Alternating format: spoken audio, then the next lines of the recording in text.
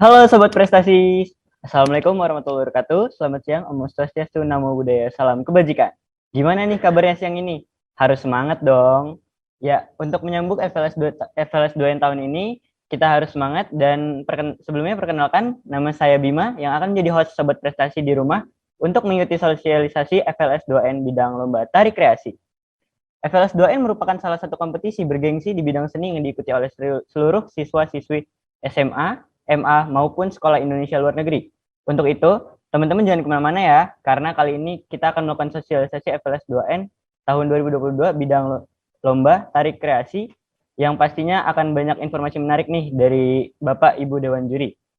Nah, sekarang sudah hadir nih di tengah-tengah kita juri yang akan memaparkan teknis perlombaan tarik kreasi tahun ini. Yang pertama, izin memperkenalkan ada Ibu Nungki Kusumastuti. Perlu diketahui, Ibu Nungki ini adalah salah satu dosen di Institut Kesenian Jakarta. Dan yang kedua ada Bapak Alfianto. Bapak Alfianto ini merupakan dosen juga di ISBI Bandung. Dan yang terakhir nih, ada Ibu Maria Darmaningsih yang merupakan dosen juga di Institut Kesenian Jakarta. Ya, ya, selamat siang Bapak Ibu Dewan Juri. Bagaimana nih kabarnya siang ini? Ya, baik, tanpa perlu berlama-lama lagi dan sepertinya Sobat Prestasi sudah tidak sabar nih. Langsung saja pemaparan materi teknis lomba tarik kreasi oleh Dewan Juri. Saya persilahkan. Selamat siang semuanya, sahabat, adik-adik, mungkin juga anak-anak SMA yang sudah semangat dan siap untuk lomba tari. Ya, kita sekarang mau sosialisasi tentang apa-apa yang sebaiknya dilakukan oleh kalian. Oke, nah ini sebagai awal ya. Tari merupakan ekspresi manusia yang diungkapkan melalui tubuh yang menghasilkan gerak. Jadi manusia itu memang punya ekspresi yang bisa diekspresikan melalui tubuh, dan tubuh ini mempunyai memori yang banyak sekali yang bisa diekspresikan melalui gerak yang telah distilir, yang dibuat indah, atau ekspresi natural juga bisa, ekspresi yang distilir juga bisa. Dan gaya, makna, dan fungsi tari tidak lepas dari sistem kebudayaan masyarakatnya. Jadi kalian bisa lihat misalnya di Papua, ekspresi tariannya sangat berbeda dengan apa yang ada di Minangkabau. Minangkabau itu banyak gerak silat misalnya. Kemudian di Aceh, di mana mereka kebudayaan Islamnya kuat, sehingga ekspresinya juga banyak balutan budaya dari Islam. Jadi memang adat istiadat, alam lingkungan, gerak-gerak tubuh yang di pegunungan berbeda dengan yang di pesisir misalnya, atau di hutan juga berbeda, atau di keraton, di kerajaan-kerajaan juga semua mengekspresikan berbeda-beda sesuai dengan nilai-nilai yang terkandung dalam masyarakatnya dan juga kebudayaannya. Lanjut. Oke, ini ada persyaratan tidak ditentukan berdasarkan jenis kelamin. Jadi boleh putra, boleh putri, karena pesertanya hanya satu orang. Nah, kemudian karya tari yang inovatif, yang ada terobosan baru, yang orisinal. Ini dengan kita semuanya mengalami pandemi, peradaban dunia berubah total. Karena itu, kita semua dalam berekspresi, dalam menjalani hidup keseharian, pasti dipengaruhi oleh peradaban baru ini. Kalian bisa lihat bagaimana sekarang generasi kalian, milenial semuanya melakukan atau berhubungan atau bersahabat dengan media sosial. Tidak mungkin lepas dari media sosial. Dan ekspresi-ekspresi ketubuhan banyak sekali yang diterobos yang dulu mungkin 10 tahun yang lalu belum terjadi. Karena itu kalian silahkan mencari terobosan dan hal-hal yang orisinal dari situasi ini. Kemudian tentang kostum. Nah, kostum itu karena kalian semua nantinya akan mewakili provinsi masing-masing. Nah, sebaiknya kalian itu mengenal provinsi kalian itu punya kelebihan apa, misalnya dalam hal kostum. Kostum itu juga ada pengaruhnya terhadap sesuatu yang kita ingin sampaikan dalam karya tari itu. Misalnya, saya dari Aceh, mestinya saya juga memperlihatkan keunikan atau spesialisasi dari kostum Aceh yang berbeda dengan di Kalimantan yang hidup di hutan. Tadi kembali lagi, kostum itu juga menyesuaikan dengan situasi nilai budaya setempat. Jadi kalian coba merenungkan kalian ini mengekspresikan apa, ingin menyampaikan pesan apa. Saya kenapa pakai kebaya, misalnya karena saya ingin, karena saya tahu kebaya itu warisan kita secara Nusantara, karena itu saya suka pakai kebaya misalnya. Nah itu pesan yang ingin saya sampaikan. Kalian juga merenungkan apa yang kalian ingin sampaikan dalam karya tersebut melalui kostum. Kemudian karya tersebut sepenuhnya dilakukan di satu lokasi. Misalnya di rumah, bisa di dalam kamar, keluar, di teras, kemudian di halaman rumah, itu bisa. Atau kalau di sekolah, bisa dari kelas atau halaman sekolah, sampai ke sedikit di luar sekolah juga masih bisa. Jadi asal mematuhi protokol kesehatan tentunya. Tapi ruangan tari itu sudah tidak seperti 10 tahun yang lalu yang harus di satu ruangan yang tertutup misalnya. Bisa di ruangan terbuka, bisa di surau, bisa di sawah. Dan tapi tempat itu dipikirkan betul kalian sebetulnya mau menyampaikan apa. Lagi-lagi pesannya ingin disampaikan itu apa gitu. Cukup ya? Oh, ini masih ya. Karya tari sekaligus. Nah, karya tari ini adalah ciptaan kalian sendiri dan penarinya adalah kalian. Jadi kalian sekaligus koreografer dan penari. Kalau dulu-dulu biasanya sekolah mengundang koreografer untuk membuatkan tarian. Kalau sekarang sebaiknya ini betul-betul karya kalian, bahwa kalian bisa dialog, berdiskusi, minta masukan dengan berbagai pihak, bisa guru tari, bisa kepala sekolah, bisa orang tua, itu terserah. Tapi ini merupakan karya kalian sendiri dan kalian menampilkannya sendiri. Ya, oke. Terus penggunaan properti, lagi-lagi properti adalah bagian dari kostum.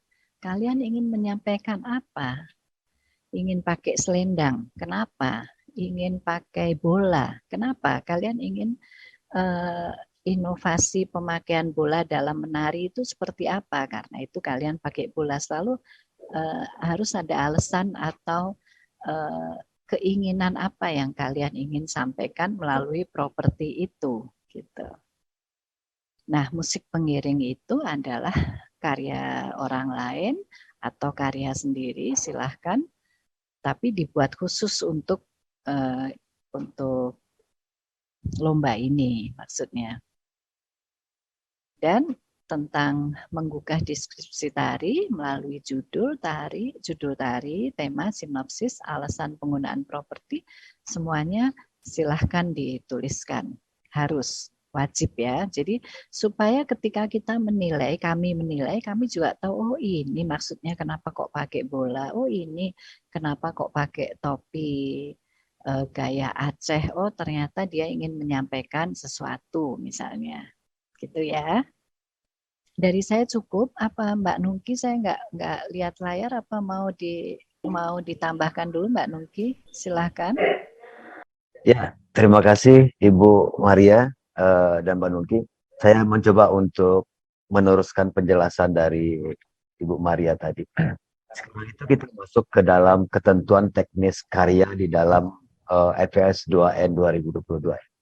Yang pertama itu adalah karya peserta adalah video karya tari tunggal, ya, ditarikan sendiri, yang diciptakan dan ditarikan oleh peserta itu sendiri, seperti apa yang sudah dijelaskan oleh Ibu Maria tadi gitu.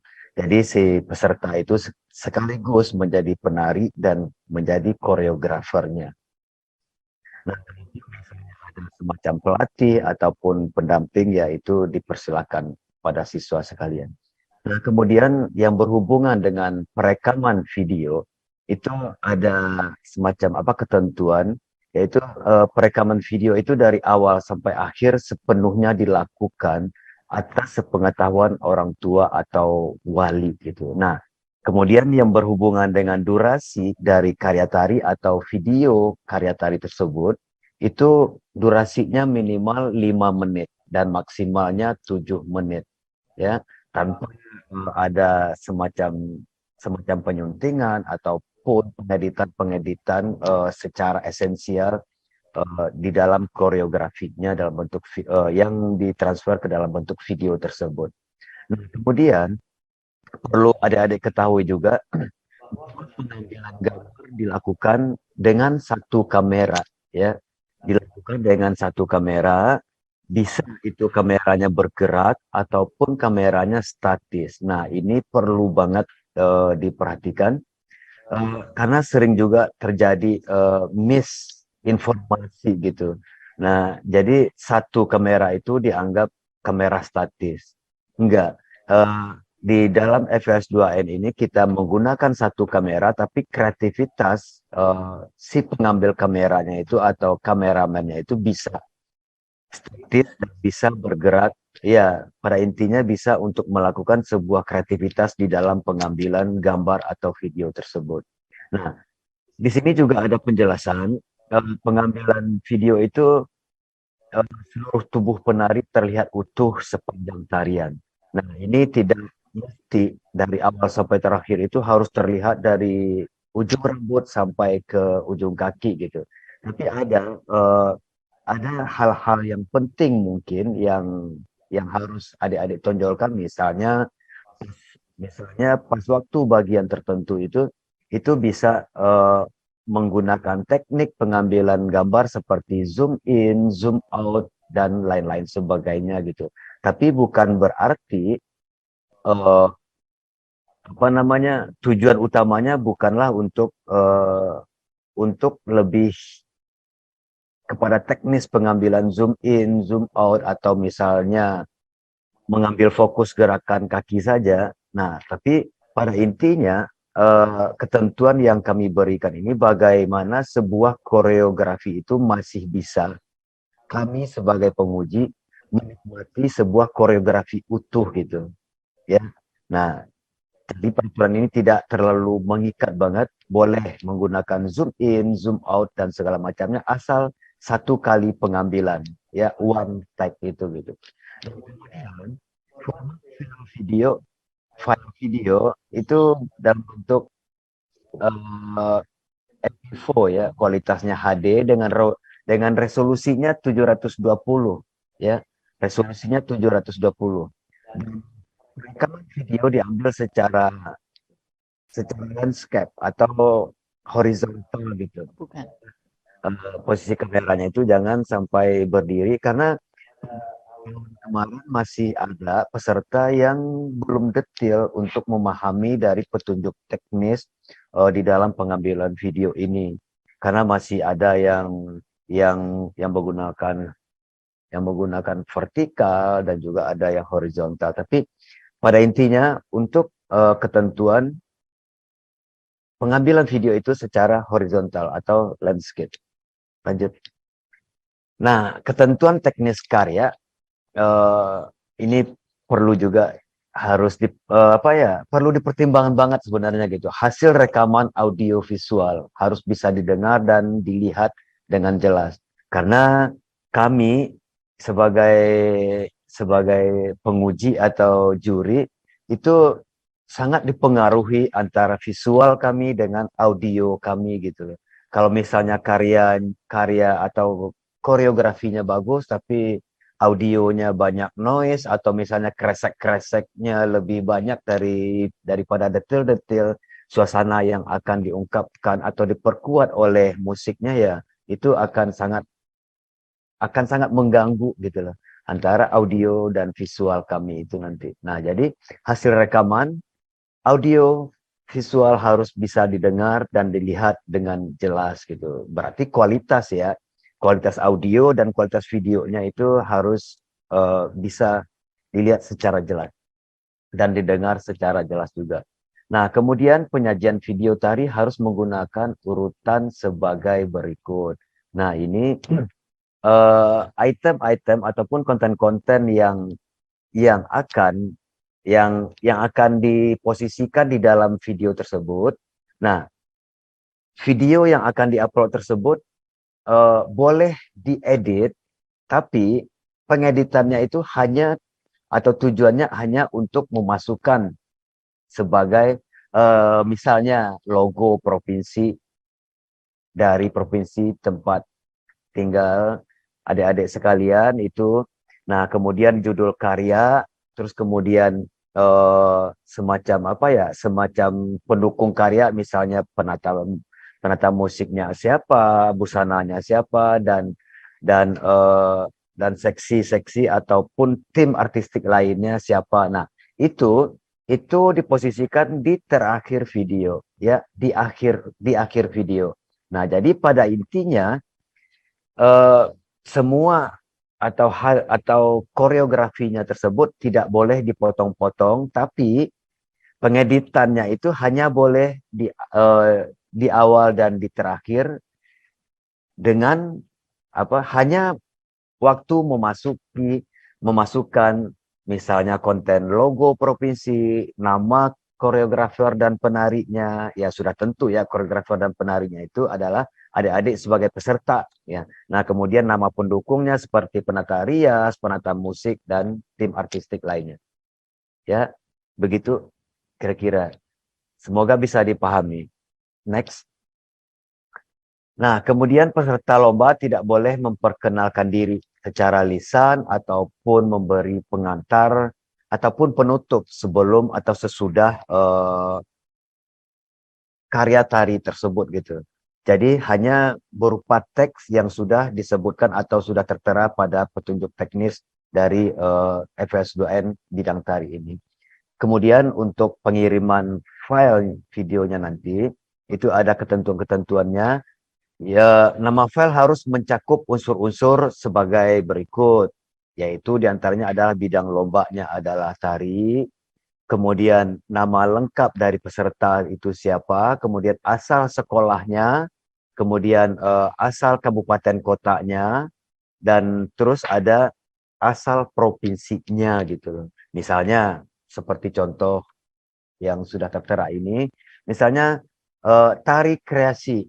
Kemudian namanya adalah Kaisa Angel dari SMA 1 Manado. Kemudian kotanya adalah Kota Manado dan provinsinya Sulawesi Utara. Nah, kemudian video diunggah ke halaman HTTP yang sudah tertera di dalam share screen ini.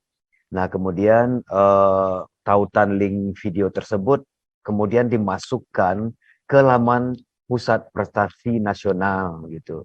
Nah, seperti link yang sudah dituliskan di dalam PPT ini atau share screen ini ya, yakni SMA Pusat Prestasi Nasional Kemendikbud Go ID _ FS2N. Begitu. Lanjut. Nah, ini yang paling penting banget bagi adik-adik sekalian yang perlu diperhatikan. Karena ini sangat berhubungan dengan kualitas karya, dengan mutu karya atau apa ya, tampilan yang akan adik-adik sajikan nanti gitu. Yang pertama adalah gagasan, ya. Kriteria penilainya aspek yang dinilai. Yang pertama adalah gagasan. Gagasan ini bobotnya itu 25%, ya.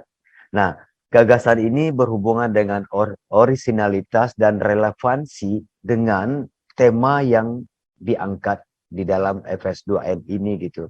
Ataupun apa sih ide ataupun misalnya yang akan diangkat untuk menjadi sebuah karya tari yang akan diikutkan di dalam FS2N ini gitu. Nah, kemudian garapan. Garapan ini bobot nilainya itu 35%. Nah, garapan ini berhubungan dengan kreativitas dan inovasi inovasi tadi sudah dibahas oleh Ibu Maria. Nah, bagaimana sih kreativitas dan inovasi adik-adik sekalian di dalam menciptakan karya tari ini gitu. Nah, kecenderungannya hampir setiap FS 2N itu apa latah gitu loh. Kalau misalnya tahun 2021 kemarin pemenangnya adalah dari provinsi A, kemudian semuanya itu hampir merujuk kepada provinsi A yang menang tahun 2021 kemarin gitu. Nah, sementara provinsi A itu sudah meloncat mengubah daya kreativitasnya gitu. Nah, akhir-akhirnya ya karya adik-adik sekalian itu karena mencontoh ke tahun yang kemarin, sementara orang yang tahun kemarin itu sudah meloncat ke hal yang lebih bagus lagi, akhir-akhirnya karya adik-adik itu tetap ketinggalan gitu loh, karena selalu punya mental mengikuti. Nah, disinilah dituntut kreativitas dan inovasi gitu, kebaruan-kebaruan itu. Karena kreativitas itu ya sudah pasti menghasilkan sesuatu yang baru dan sebuah tawaran kepada orang banyak yang menyaksikan nanti. Kemudian penyajian. Nah, penyajian ini 40% loh. Gede banget ya. Bobot nilainya gede banget. Nah, penyajian ini meliputi yaitu keserasian antara gagasan, kemudian gerak, musik, tata rias, busana, dan penguasaan area tari. Nah, di sini seperti gerak itu sudah pasti berhubungan dengan bagaimana adik-adik itu melakukan gerak dengan baik dan bagus dan dengan kualitas yang paling maksimal gitu. Sudah pasti berhubungan dengan teknik gerak ya. Bagaimana bergerak dengan baik, nyaman dan tidak mempunyai persoalan saat melakukan gerakan tersebut. Nah, kemudian berhubungan dengan penguasaan area tari, yaitu tempat adik-adik itu menari. Ya, tempat adik-adik itu menari. Jadi tempat menari itu bukannya hanya sebagai tempat menari saja gitu. Ya, bagaimana bisa untuk merespon misalnya di ruang tamu itu ada meja, kursi. Nah, bagaimana adik-adik itu bisa untuk merespon meja, kursi yang ada di ruang tamu tersebut. Ya, bukannya hanya menari di ruang tamu gitu. Nah, jadi jadi penguasaan area tarinya atau tempat menarinya atau ruang menarinya itu berarti kurang. Nah, disitulah penguasaan ruang itu sangat penting banget. Ya, rasanya sudah cukup sampai di situ.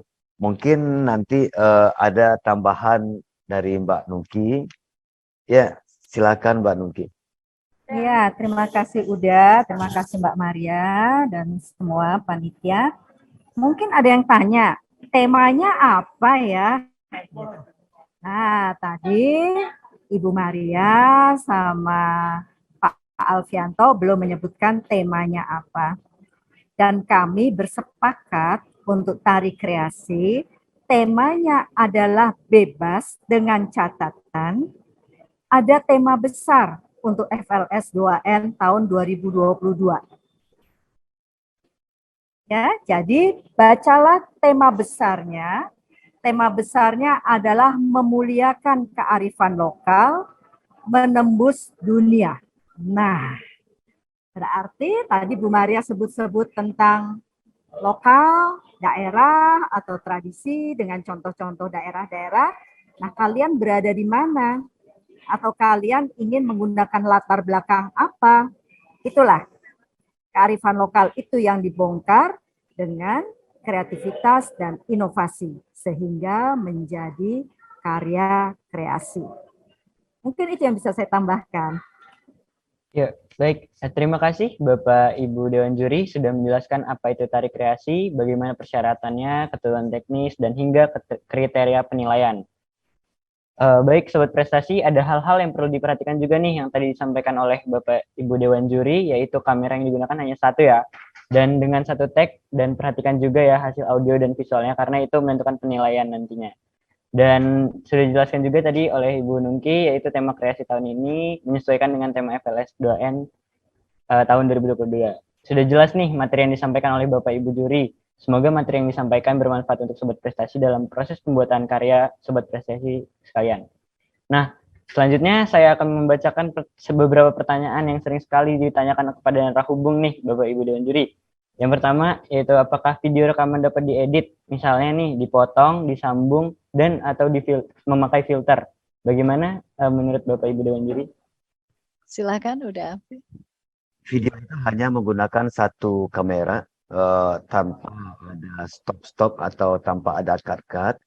Kameramennya itu boleh bergerak, terus kemudian kalau kameramennya itu pun boleh dalam posisi statis gitu. Tapi pada intinya ya, karena ini lombanya dalam bentuk virtual yang sudah pasti kualitas video juga sangat mempengaruhi dari karya tari adik-adik tersebut nanti gitu. Iya, terima kasih Bapak Alfianto telah menjelaskan bagaimana proses untuk pembuatan karya videonya.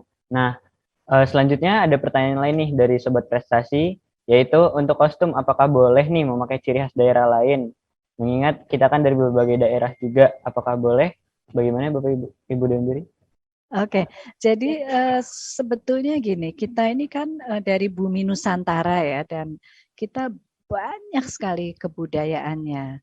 Nah, namun memang karena lomba ini mewakili provinsi, sebaiknya kalian memang ada sesuatu simbol, simbol itu bisa tidak harus sebadan itu pakaian Papua, Kalimantan, Sulawesi, tidak. Tapi ada simbol, misalnya simbol di kepala dari pakaian dari Palu misalnya. Atau lagi-lagi saya contohkan, saya sebagai orang ini Jawa juga saya senang pakai kebaya misalnya. Jadi simbol itu adalah identitas. Dan identitas itu sangat penting untuk kita semuanya. Dan walaupun misalnya kalian orang Minang, tapi tinggal di Sulawesi, misalnya Sulawesi Selatan, ya kalian mencari apa sih ciri khas dari Sulawesi Selatan yang bisa ditampilkan. Tidak harus seluruh badan menampilkan pakaian Sulawesi Selatan, karena ini bukan lomba tari tradisi, ya. Tapi ada sebuah simbol yang bisa mewakilkan bahwa oh ini dari Palu misalnya ya. Kalau itu tidak kalian temukan, bisa dengan ruangan yang dipakai. Misalnya rumah panjang di Kalimantan. Itu rumah panjang itu kan ciri khas Kalimantan misalnya.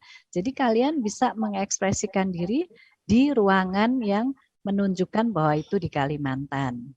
Gitu menurut saya. Jadi yang penting itu adalah karya itu juga menyampaikan identitas dari mana kalian datang. Nah, terkait kostum sudah jelas ya adik-adik.